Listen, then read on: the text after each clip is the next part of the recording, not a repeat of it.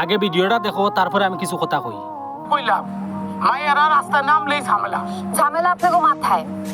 নবীজির স্ত্রী খাদিজা বিবিও কিন্তু ব্যবসায়ী মহিলা ছিলেন। আমাদের প্রিয় নবী মুহাম্মদ সাল্লাল্লাহু আলাইহি ওয়াসাল্লাম, উনার স্ত্রী মা খাদিজা, উনি তো 5 ওয়াক্ত নামাজ পড়তো, তুই 5 ওয়াক্ত নামাজ পড়সনি। উনি তো ইজাব করতো, তুই পর্দা করসনি। তুই ঠিক মতন মুত্যা ফানিলসনি। তোর কাছ থেকে যখন কুরআন হাদিসের কথা উনা লাগে আমরা, তোরা মুত্যা ঠিক মতন ফানিলসনি। হ্যাঁ, জিয়া লাই লেখছে না ওটা ওগুলো জুতা দি মারার খাম। আর তোরারে তো জুতা দি মারলে জুতারও প্রমাণ হইব। ইসলাম তো ব্যবসা হালাল করছে, ওটা লাই দেখো ব্যবসা লাগাই দে।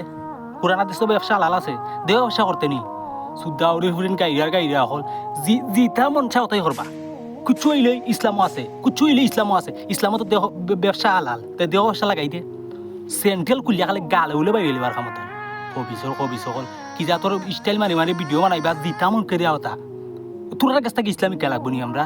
এ তাই বাতর উডল করছে, এটা বলে ইসলামও আছে, এটা বলে নবীজির স্ত্রী বলে ব্যবসায়িক আসলা, কথা ব্যবসা। এ কবিসর করো কবিস হল।